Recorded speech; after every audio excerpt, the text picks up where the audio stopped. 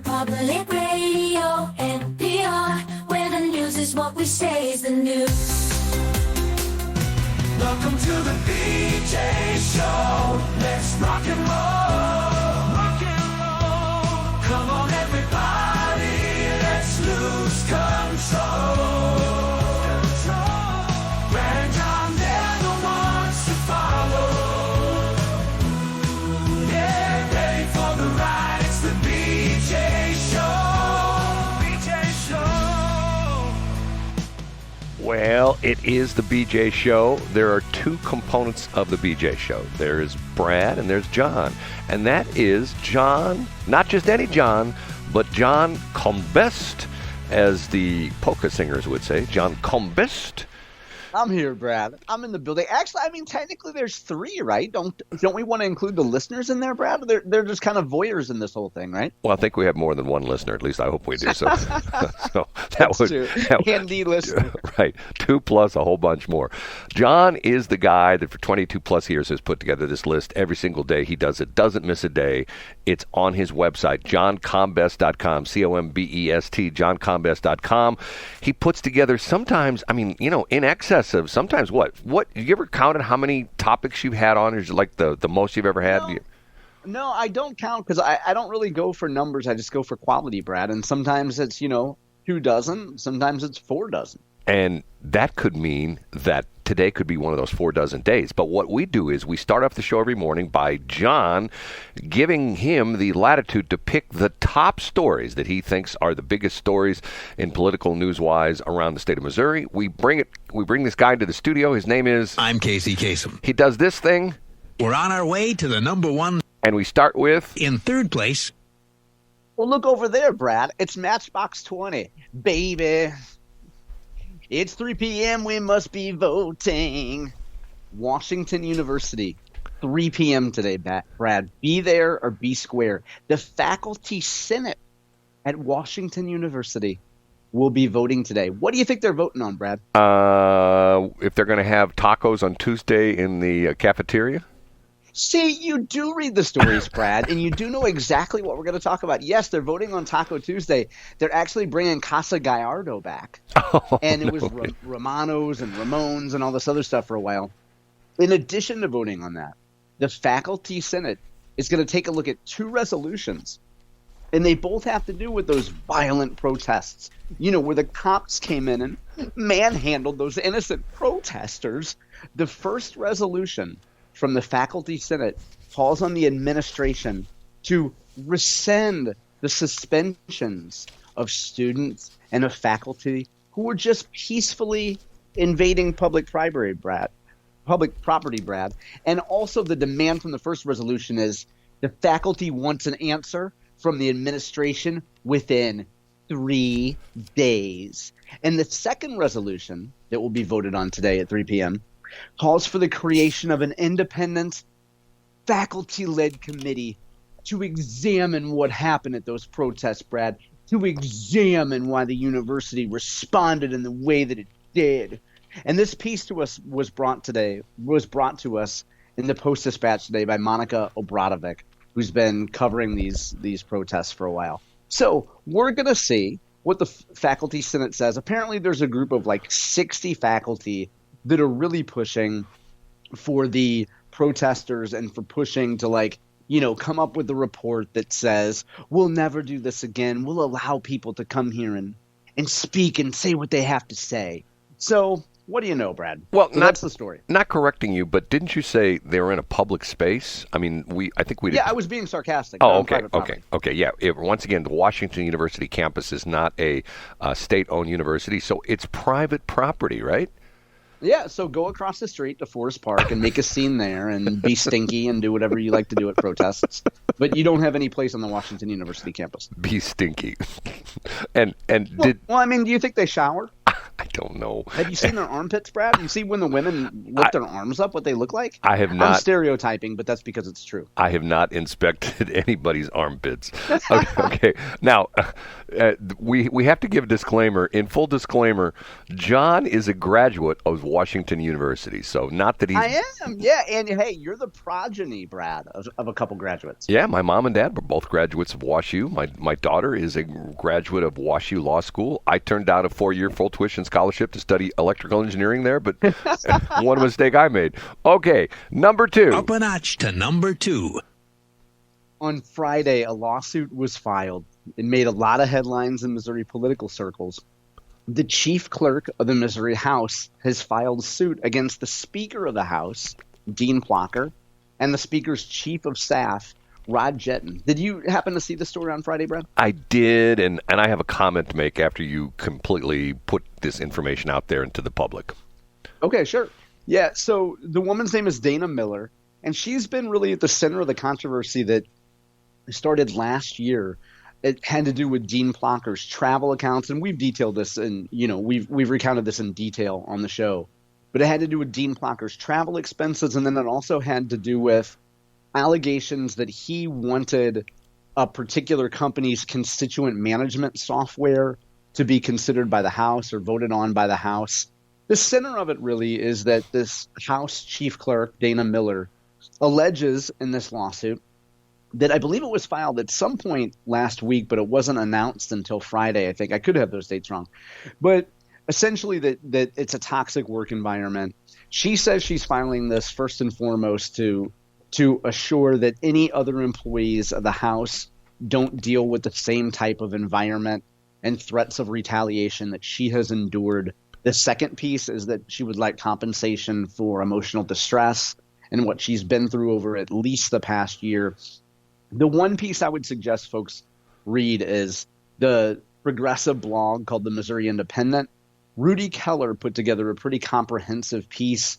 If you're looking for a piece with more details, I guess you could say, it's probably the most comprehensive piece of the set that were written about this topic, and I had a link to it on Saturday. And Dana in the I call her Dana, I don't know her. Dana in the lawsuit details a number of things that she found to be toxic or threatening or intimidating about what it was like to work as the chief clerk in the House under Dean Plocher. And it should be pointed out too that she's been a staffer for, I believe she's worked for 23 years, I believe I read, and she's worked for several speakers of the House.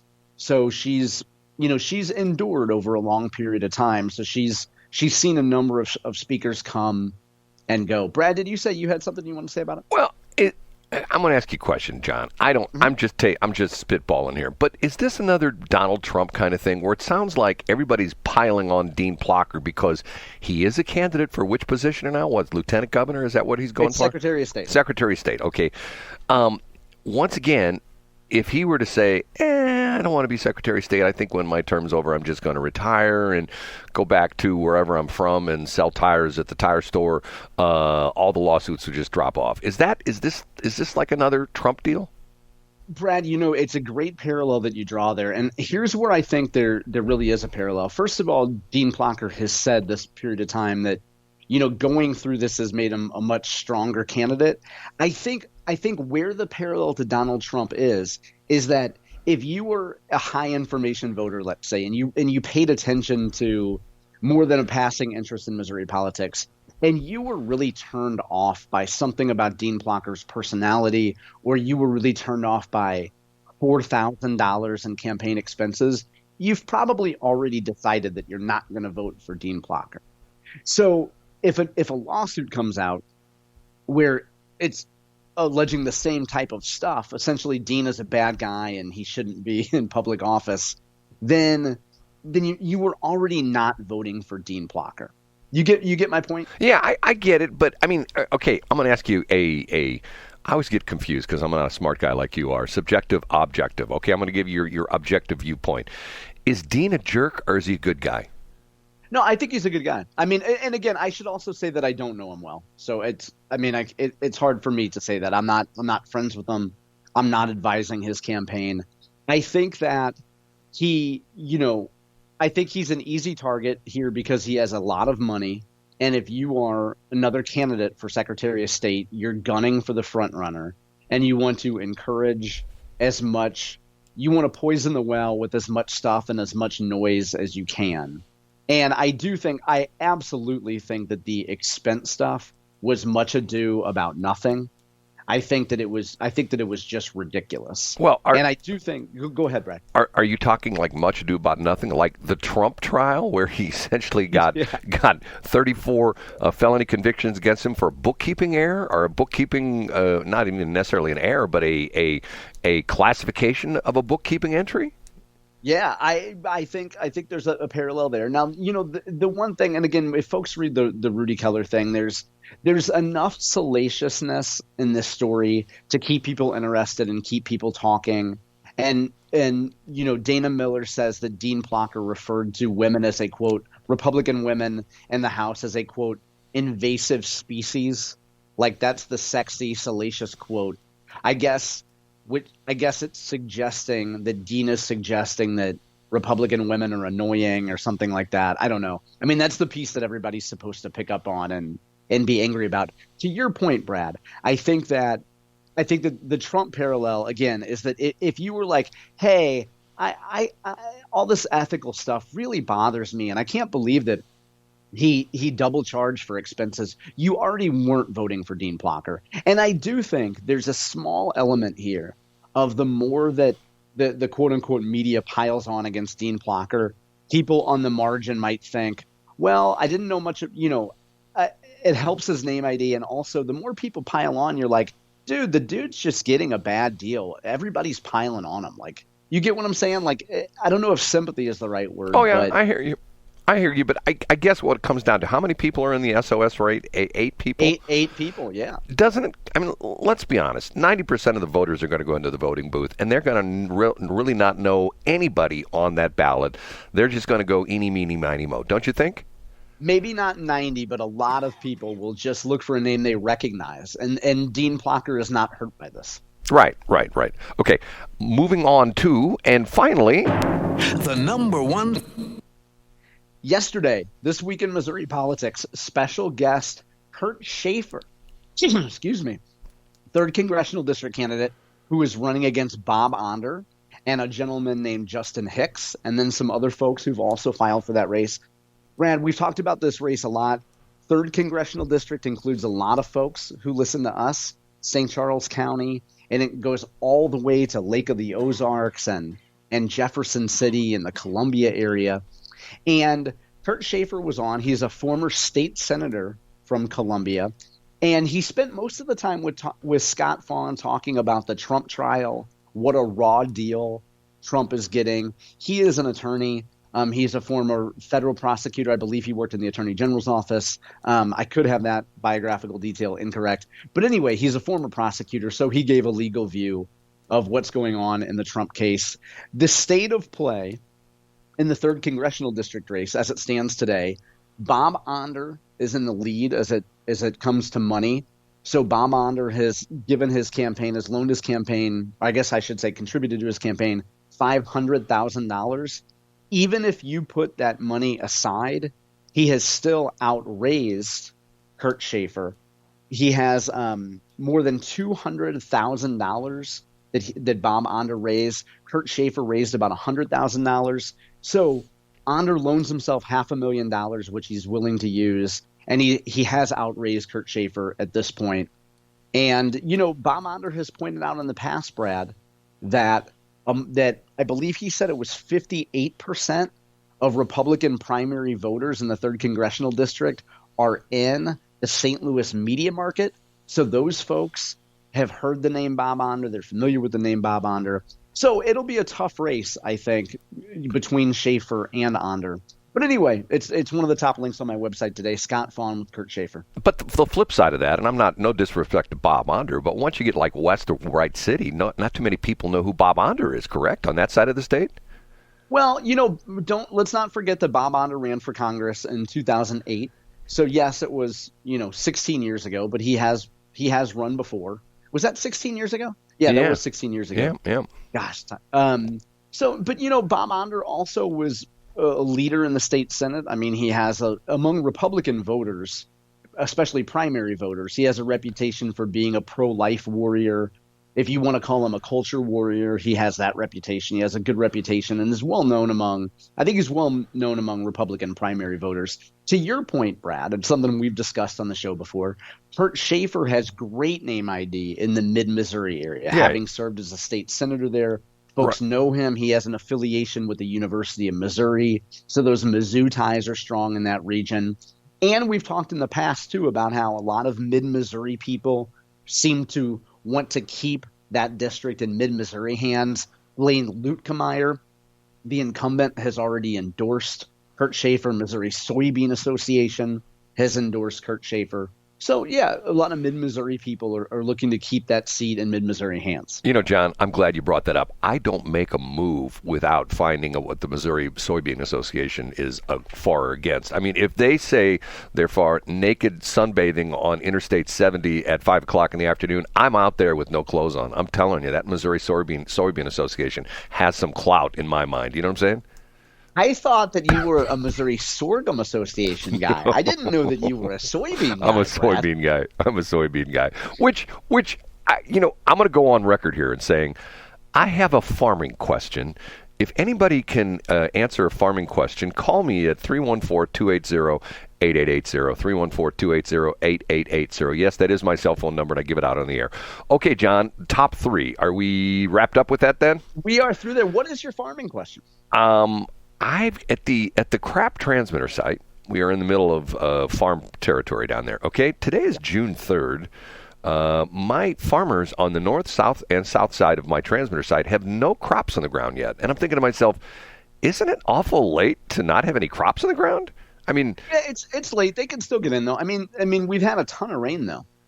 Yeah, but there's other farmers around there. I mean, I don't see any corn this year. I see soybean. There are soybeans across the street, across the highway that I've seen been planted, but I don't see any corn. And I thought, what do they say? What's that stupid song? You know, as the corn is as a high. And that's a misnomer. Yeah, an elephant's eye in July. What you haven't said yet is a misnomer. The idea of knee high by the 4th of July. Something like that. Well, I thought it was elephant's eye by 4th of July. I thought that was the no. And the reason why people get that wrong and people quote it and think they're being smart and they say it and they think, oh, well, if you go out in the field, it needs to be knee high.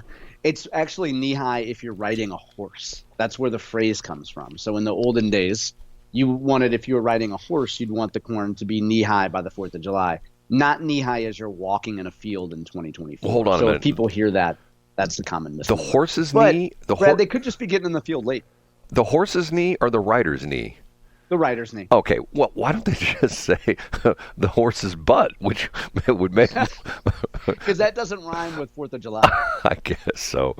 Okay, I got a bunch of stuff to talk about this morning. Okay, and by the way, was it your buddy Will Scharf who had the shouting match with George Stephanopolous? Was that the deal over the weekend? You know what I'm talking about? I don't have a link to that up, but I saw the headline today. Yeah, they apparently went toe-to-toe. And what's interesting about it is, go and see, you have to be a real political animal to know the correlation, because it's ironic that Stephanopolous is going after Scharf, who was on the legal team for Trump, because of what Stephanopolous did to essentially garner attention and ultimately make him a quote-unquote journalist on ABC network, where wasn't Stephanopolous sort of like the political flack dude for that guy by the name of Bill Clinton? Isn't that how he came to prominence?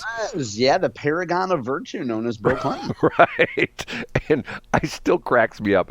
John, I know there are people who are younger who are listening to the show right now. When I say this, they're going to think I'm being a very sexist jerk when I say this, but there was a team that was assigned to, and if I'm not mistaken, Hillary was part of this team, and essentially they openly referred to as tamping down, quote unquote, bimbo eruptions. That's right. Yeah, bimbo eruptions is exactly what it was. Am I saying that word for word? Yeah, you got it correct. And by the way, that's a great reminder. If you go to johncombest.com right now as we speak, Brad, I had forgotten to add the Stephanopolous link, and it is up today. I have the Politico story up. Wow, you put it up that quick?